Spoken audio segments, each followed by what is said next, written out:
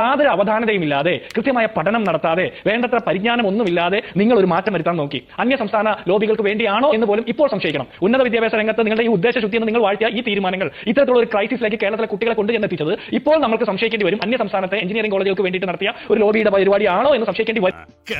സത്യമാണെങ്കിലും എനിക്ക് അംഗീകരിച്ചു കൊടുക്കാൻ പറ്റുമോ? പ്രോസ്പെക്ടസിൽ മാറ്റം വരുത്താമെന്നാണ് അരുൺകുമാറിന്റെ ഒന്നാമത്തെ വാദം. പ്രോസ്പെക്ടസിൽ മാറ്റം വരുത്താം, തോന്നിയ പോലെ മാറ്റം വരുത്താൻ പറ്റില്ല.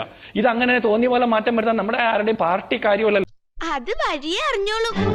പിന്നെ 8 ദിവസത്തെ മനോവിഷമം മാത്രമേ ഉണ്ടായുള്ളൂ. 8 ദിവസം കുറെ ആളുകൾക്ക് സന്തോഷം ഉണ്ടായി. 8 ദിവസം കഴിഞ്ഞപ്പോൾ ആ സന്തോഷം പോയി, ചെറിയ സങ്കടം ഉണ്ടായിരുന്നു. എന്ത് എളുപ്പത്തിലാണ് ഇത് പറയുന്നത്? അങ്ങനെ നിങ്ങൾക്ക് പറയാൻ പറ്റുന്നത് എന്തുകൊണ്ടാണെന്നറിയോ? പരീക്ഷ എഴുതാതെ പരീക്ഷ ജയിച്ച റിസൾട്ട് കിട്ടുന്ന ആളുകൾ, അല്ലെങ്കിൽ ബികോം ജയിക്കാതെ എംകോമിന് അഡ്മിഷൻ കിട്ടുന്ന ആളുകൾ, അല്ലെങ്കിൽ വാഴക്കുള തീസിസ് വയ്ക്കുമ്പോൾ PhD കിട്ടുന്ന ആളുകളൊക്കെ ഉള്ളതുകൊണ്ട് നിങ്ങൾക്ക് അങ്ങനെ തോന്നുന്നേ.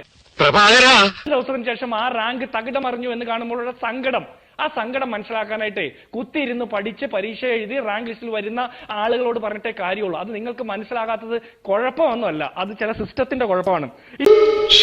ഉന്നത വിദ്യാഭ്യാസ മന്ത്രിയും മുഖ്യമന്ത്രിയും കൂടി ഒരു ജൈവ ബുദ്ധിജീവിയെ വാഴ്ത്തുന്ന മറ്റൊരു ബുദ്ധിജീവിയും കൂടി നടപ്പാക്കിയ ഈ ബുദ്ധിപരമായ തീരുമാനം കേരളത്തിലെ വിദ്യാർത്ഥികളുടെ ഭാവി തുലാസിലാക്കി എന്നുള്ള ഒരു കാര്യത്തിൽ തർക്കം വേണ്ട.